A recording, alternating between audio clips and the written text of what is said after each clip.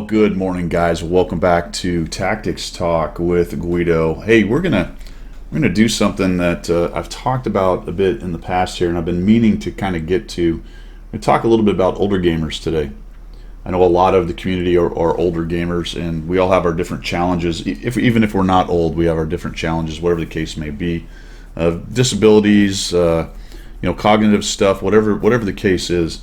It's my belief that wherever you are, you can get better at the game. Are we all going to be Super Unicum? No, I'm not even going to be Super Unicum. It's probably not going to happen. And there's lots of reasons for that. But as we get older, then we start having these extra challenges. But what I like about World of Tanks is it is a game that is accessible as far as being successful to a wide variety of people, to include older gamers who are dealing with things. Now, we have Jeep Dave here, sent me a note, says a couple things about me. And again, we're going to bring this up not in any kind of name or shame. This is no intention. There's no intention here of this. This is just an honest discussion, because I run into some of the stuff myself. My eyesight, my hand-eye coordination is not what it used to be, all that good stuff.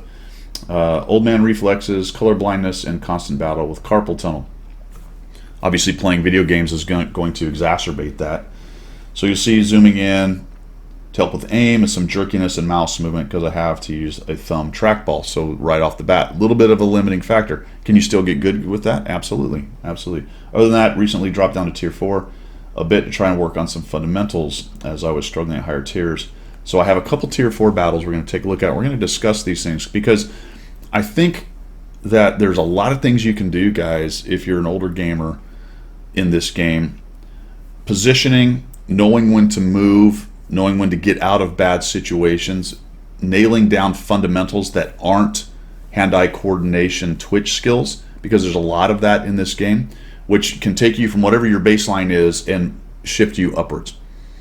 Okay, so I'm not telling anyone that I can make anyone a Unicum or a Super Unicum. I think if you've got everything else going for you, you could eventually get to that. And some of it has to do with how much time you have to put in the game. You know, we got Jeep Dave, he's got about 4,000 battles.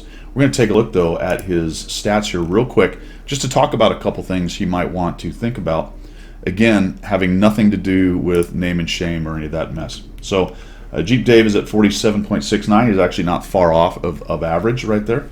He's only got 4,414 battles. So, and I don't know when the account was made.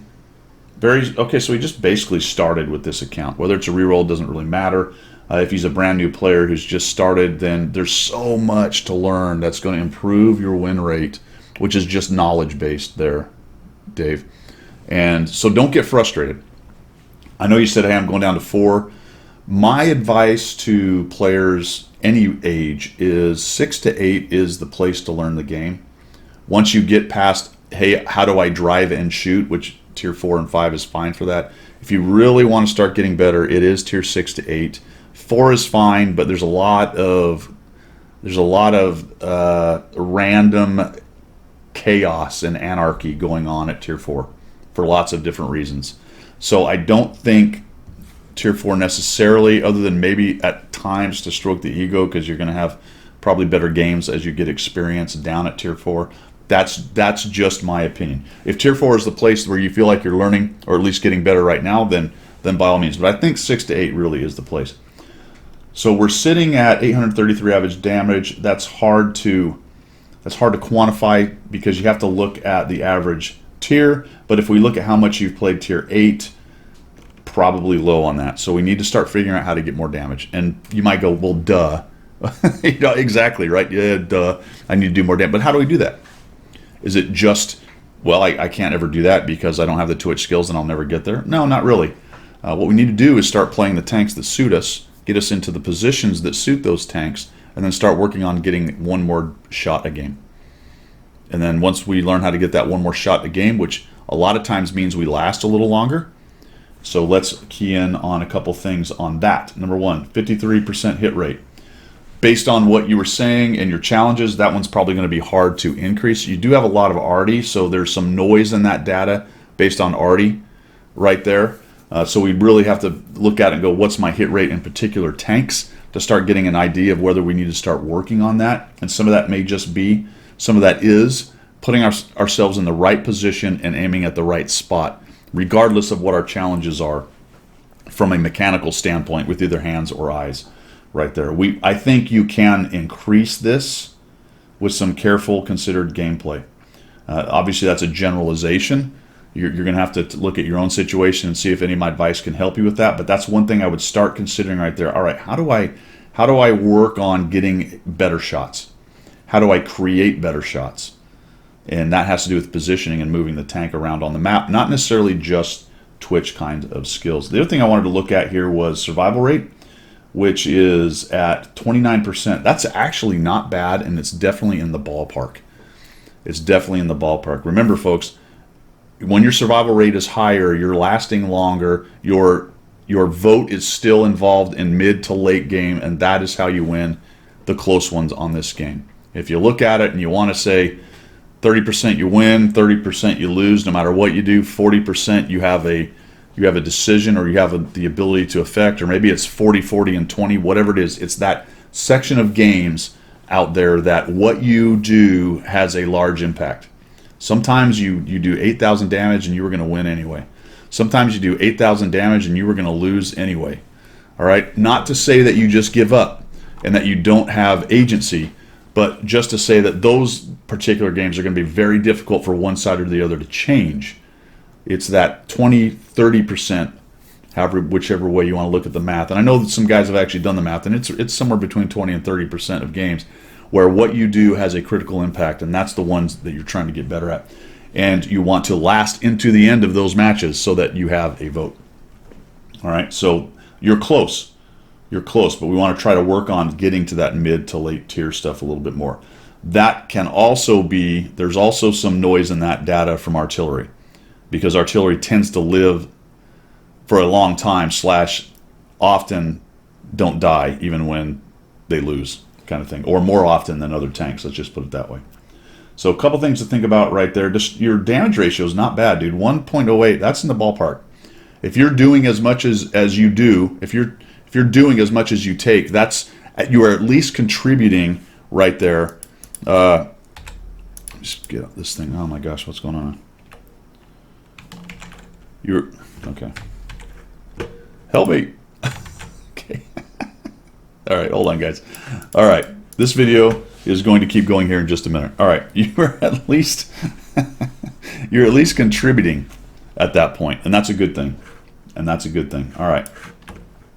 So that's what I want to look at here. The last thing we'll do here, Dave, is take a look at some of the tanks you play. Now, you like the Su-130 PM, but you're not doing particularly well in it. The average damage is okay at 1100, a little bit low. So I would have to see replay. That one intrigues me a little bit because I'm not exactly sure what's going wrong with that at 42%. Because we look at some other tanks. So you got some Arty in here and doing mixed bag with that, but doing okay. You got a 1 mark on the 40-43, so good on you. But the one I wanted to key in is the Maushan, which is at 55% at 158. That's actually pretty good. A low average damage, but this talks to tanks that can last and are able to take some hits. And it looks like you're more comfortable, at least from what I can see here, in tanks that have some armor, can take some hits and keep you going in the fight, because you are clearly affecting the battle positively. It may not be by damage exactly, but at least it's by being present in the game with the Maushan. And we drop down here as another example to the 100-01, we're at 54%, and the Tortoise, we're at 57%, which are all pretty good. I think there's a glimmer of hope here as well, which is pretty cool. The Type 64, which is very much a twitch kind of tank, requires a lot of moving around the map. And I don't know how you're playing it, but you're almost 50% with this, with a tank that's very difficult and lightly armored. So that's good. Whatever it is you're doing with that tank, start thinking about that and try to implement it on some of your faster, lighter armored tanks. So there's definitely some good spots there. So what we're going to do now is take a look at the gameplay and see what we can come up with here for Jeep Dave on some things to think about. Positioning, repositioning, reading the battle, reacting to what's going on in the battle, running into Matildas. And looks like we're gonna head towards the fight here. This is a pure tier 4 battle. This tank is actually pretty good at tier 4. He has a few battles and he quite likes it actually. and it looks like you're going to go to where the fight is. As far as camera work moving up, I like that you're zoomed out. I'd zoom out a little bit more just to get better SA on where things are. We got some spotting on the T-28. And it looks like we're going to go up this hill, and we're all right. So right off the bat, here's a good one, guys, and this has nothing to do with what your reflexes are, what your age is, or any other kind of thing like that. It's understanding where shots might come from. If I tell you, try to find one more shot, one of the ways you do that is be ready for the shot. If you're going to go up here, and every map has places like this and situations like this, especially early, when you're going to a position, have your gun pointed in the direction you know the shot's going to come from. Is there going to be a shot on this ramp? No. Very unlikely. Is there going to be a shot over here? Absolutely. The gun should be pointed this way so that when you and this other guy are going up the hill, you take a pot shot at him. Ideally, you don't get hit, but you never know. But if we just drive up here, we're not thinking right now about where that shot comes from, and that has zero to do with age, disability, or anything like that. It's just kind of looking at it and going, what is the best way for me to drive around this map and get shots?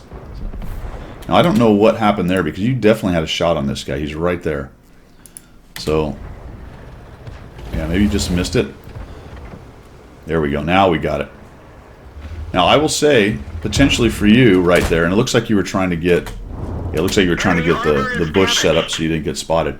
One thing you might consider, using a trackball and worrying about reflexes and things like that, is some auto aim. I mean, that would have been a great time to just auto aim because that's a really fairly lightly armored tank. It's quite large. He's out in the open right there. There's not a lot of cover getting in your way, at least until he backs up. So maybe just auto aim and just start poking away at this guy. I think auto aim to a large extent in this game is an accessibility option that we're going to put in precisely for people who have those challenges. And now we got a guy behind us. Nice job getting out of the way. There we go. You put your front armor to him. That's great mechanics. That's exactly what you should do right there. Waiting for the Panzer IIIJ. All right. Now I would have my gun up there because it looks like the Panzer III. If you noticed now, and again, this has nothing to do with reflexes. I saw shots going at the M5 Stuart. He's not interested in coming around the corner. The 3J has a positive line of sight across your screen. It's actually going this way. A positive line of sight across your screen, like he wants to come out from behind this rock. If you lift your gun up and wait for him, you're going to have that shot the second he shows up. And if I shoot him the second he shows up, I'm more likely to reload and get a second shot and maybe a third shot if he's going for that rock up there. There we go. So we get one. We didn't penetrate their armor. So we did react. Got the shot on him. Very nice. And we shoot. All right. Something else to think about. Again, that has a little bit to do with twitch skills and reflexes, but why not go for his track and try to pin him down? This tank shoots quickly, relatively. You might be able to pin him out in that field, get some assist, and get him dead. So he jumps into the rock right there. He's going to go ahead and back out. He's looking to do something, and we're staring. We're staring. We're staring. We're staring.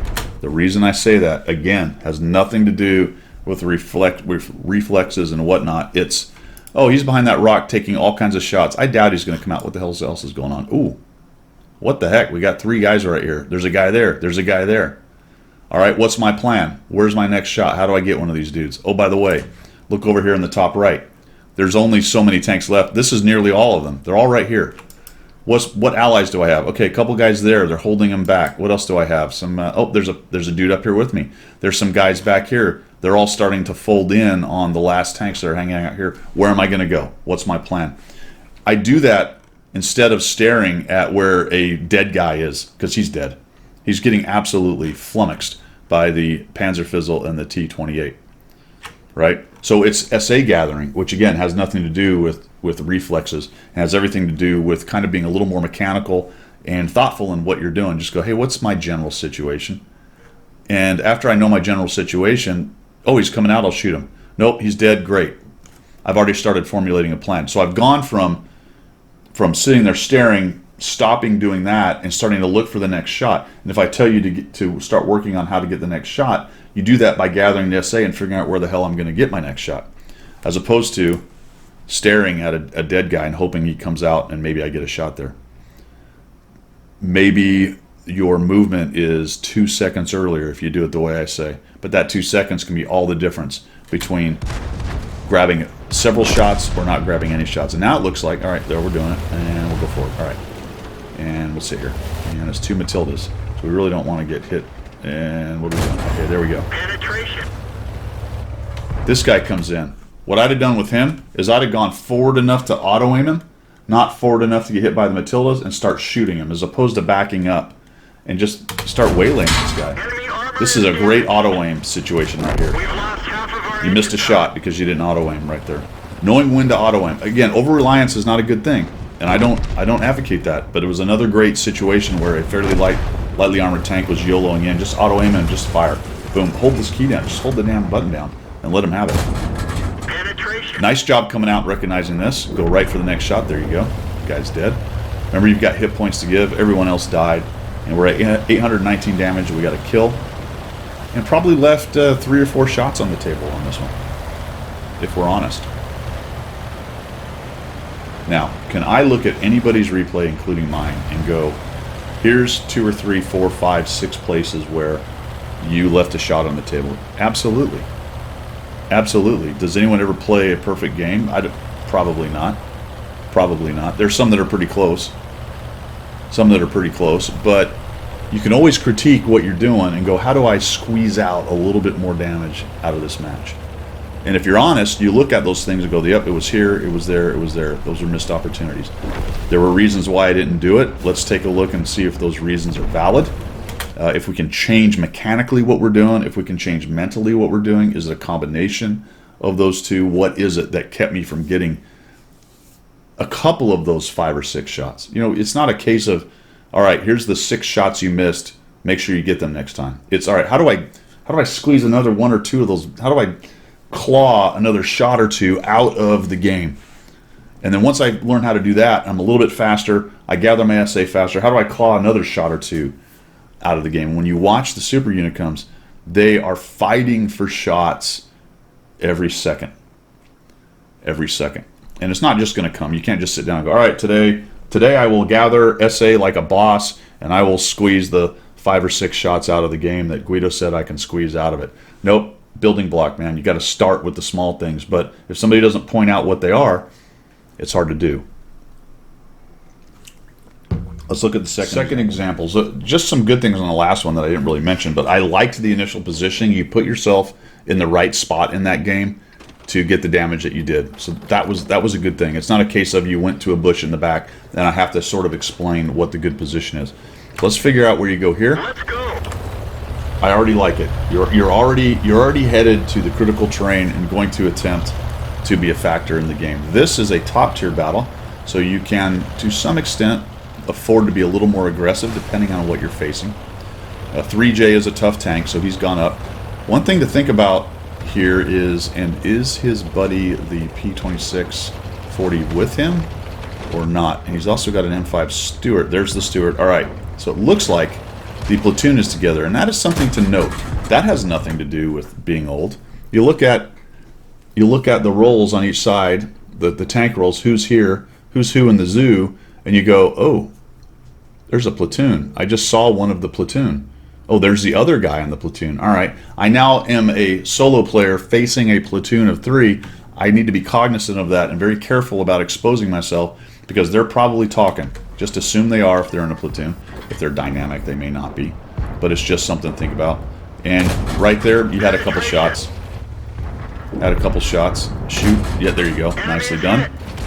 And he tries to get away and he dies. That's a good thing. Nice, nice. Shot there, very nice. Staying in the game. Watch out for the guy that's in the V. Oh, he's coming around that way. A little too much zooming in. There you go. That's a much better SA gathering kind of view. Here we go. Oh, got that guy. Try to track him. Go for the track. Penetration. Track hit. Yep, so I think there was an opportunity there to go for the track. That is a little bit of the twitch skill thing. Obviously, fighting with the trackball and how you aim and all that stuff can be a challenge with that. Nicely done there.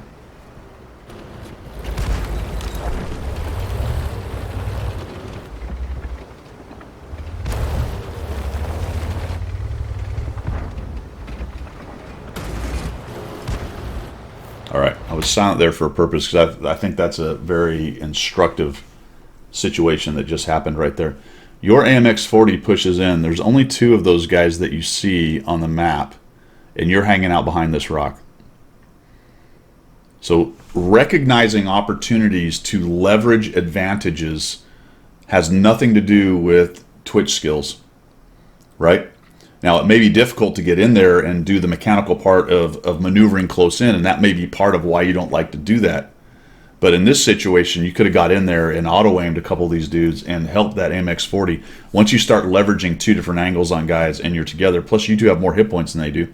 And also another thing that has very little to do with twitch skills is recognizing the opportunity and then getting in there. Now, you do have to be cognizant of the TDs back there. And it looks like... I guess he came around the corner just enough.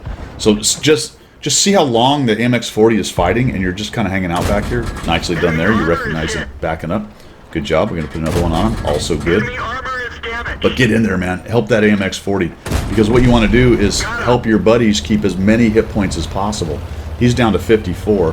He's probably going to kill the T-29. Nope, he got killed. All right. Here's another one I want to talk about.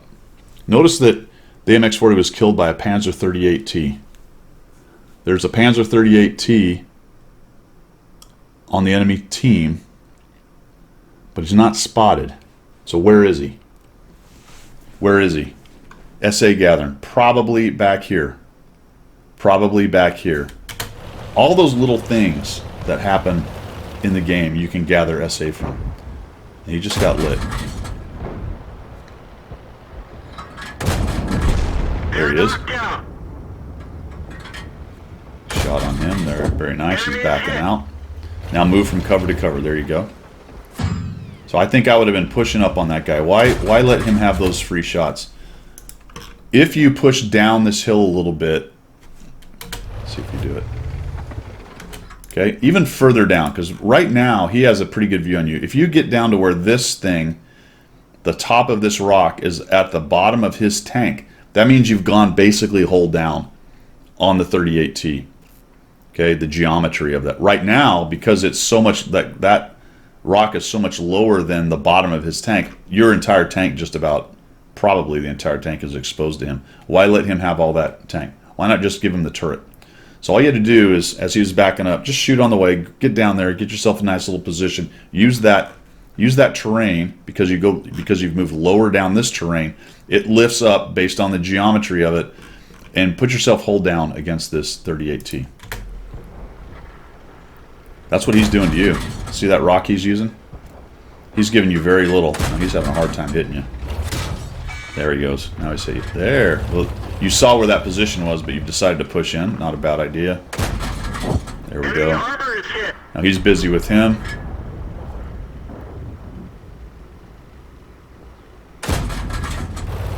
And we use the train. Huge opportunity to get rid of that guy. You had a guy pushing in, the M3 Stuart. Maybe had you just pushed with him, you take that guy out, but we have another problem going on right now. Again, which has very little to do with reflexes. It's analyzing that we've got 2 bad guys on the cap right there, and we're still dicking around with this Panzer 38T, who's actually got a positional advantage on us. Mechanically wise, as far as the way you're fighting it, not bad at all. You are using a bit of the cover right here. There you go. Nicely done. Nicely done. I like it. Let that thing zoom in just a little bit more. You're firing a little bit before it's ready. Yeah, see, now we're just standing in. We basically decided we're going to kill him or we're going to get killed, huh? There we go. Okay. Our team has done us a solid and has kept us from losing. And now we're just going to stare. For my money, Dave, we left this engagement a long time ago because I don't care about the 38T that wants to hide back in the corner. Either you pushed up with the M3 Stuart and helped take this guy down, or a while ago you just left this position. I would also fix my driver. Got to pay attention to what's going on. Oh, he got away. He goes. He got away. I thought you were going to drive right off that rock. Now he's gone over to support his team. Yeah, you're not going to shoot them. They're way behind all those rocks. And this is map awareness and map knowledge, which just comes with time. Understanding, you know, when I look at the various markers on the game. Also, I don't know why, but for some reason my colorblind mode turned back. Apologize for that, guys. Here I am trying to do a video for Jeep Dave, who's working with colorblindness, and I've got the red things going on. So, apologies on that. I will reset it back on. I don't know why it actually went back to red. That's bizarre. Maybe the replays do that. I don't know. There we go. Now we're in position to get something done. Well done there. The AMX-40 in the back. He's making a runner. Little bounce. We need to aim. There we go. Aim for that back deck. Now he's giving us side armor. That one didn't go through. We didn't even I have a hard time with this guy based on our pen. You needed some lead fire. Actually, lead fire in reverse on that dude. Yeah, that guy you're going to have some trouble pinning, huh? There we go. Penetration. There we go. Drop it kind of on that upper part of the plate and then into the turret and you get that guy dead.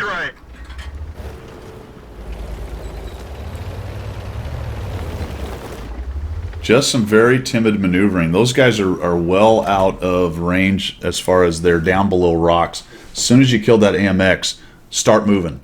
Again, doesn't have a whole lot to do with the reactions and whatnot. It's just, I killed that guy, what's the next thing to go to? And it goes back to the thing I talked about on the video before with gathering SA, zooming out, looking around, considering the entirety of the situation. There's a 38T around here as well. Last seen pretty close to you. As soon as you killed the duck, just start moving. You needed to get forward, get your gun in the game, and continue to get those extra shots. You got 1,588 with 4 kills, so that's fantastic. Yeah, he's down in here somewhere, or maybe that guy. Now, when I get lit like that and I see guys move around, I'm going to take a quick look and go, who the hell was it? Ah, it must have been that guy, actually. Probably was that guy. Maybe I have shots on that guy. There we go. Sort of realized that a little bit late. And back out. There we go. There goes the 38T. He's running around.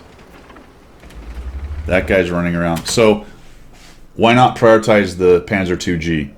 You saw him. You saw the 38T running away. Why not just immediately switch what you're doing and go after the 2G? See, it's very timid right here. Now the 38T's dead. Now just charge this guy. Get rid of this dude.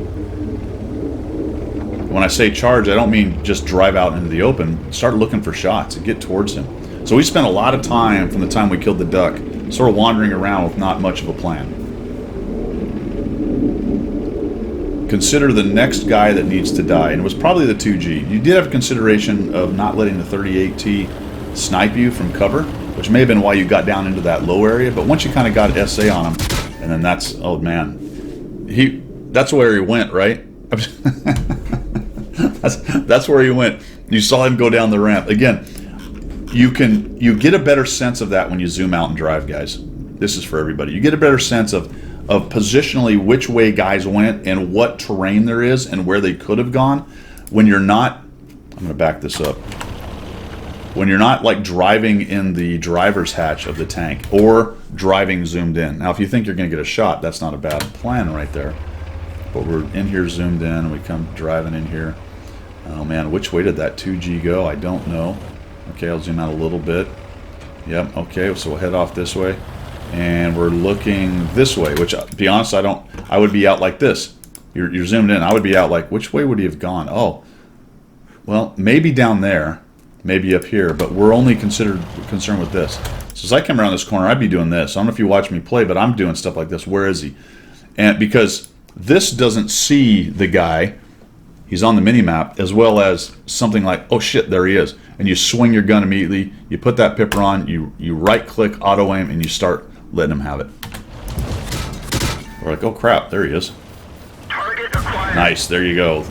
So there you go. You do have the mechanical skills to drop an auto-aim on someone right away. So One way I think to mitigate a bit of your situation there is in the right situations, the right positions on the map is to use that auto aim, and you knock that guy down. 5 kills, 1,772, and I think you probably left 300 or 400 more damage on the table on that one, man. Just with being a little bit more aggressive in a couple situations and moving from engagement to engagement. And I think that is something that is almost entirely mental and doesn't have a whole lot to do with the mechanical stuff, although the maneuvering and getting your tank moving quickly is obviously an issue right there, depending on what your Twitch skills are. But still, the process of thinking about it and starting the planning phase, that's all mental, guys, and everybody can work on that, to include me. All right, Dave, I hope this helped. That was quite a bit, but I've been meaning to kind of talk about this with the older gamer crowd, me being one, entering into the older upper middle age, lower old age, whatever the hell it is at 53 years old. The older guys like, that's just middle age. Probably. But there's a lot of us out there, and more coming, right? This is the generation that grew up with video games. Some of the older folks came into it a little bit later, but now we've had gaming around for a very long time, digital video gaming around for quite a long time, and there's a lot of older gamers who enjoy the game and sometimes have barriers to access. The Twitch skill first-person shooters can be very difficult for us to play, but this game is a good combination of the two. And the good news here is that a lot of the success in this game doesn't have a whole lot to do with the Twitch. Obviously, you'd rather have everything, right? Have the great mental capacity, have the great Twitch skills, all that. That's very helpful. But you can still have great success and enjoy this game and get better at this game by just improving the mental process of analyzing the game, going to the right spots, reacting to what's going on in the mini-map, and having good mechanics, not Twitch mechanics, but good mechanics on where do I put my camera, how do I gather my SA, where do I look on the screen, all that kind of stuff. So I hope this helped, man. Let me know. I've had people in the past, this kind of thing has helped them, so I hope it helps you. That was a great game. Well done right there. I appreciate the input. I appreciate the 2 replays to review and being able to address that, because like I said, it's something I've been meaning to talk to for a while and just hadn't had the right thing to use, and this was fantastic for that. That's all I've got, guys. Thanks for coming by. Let me know what you think down below in comments. We will see you.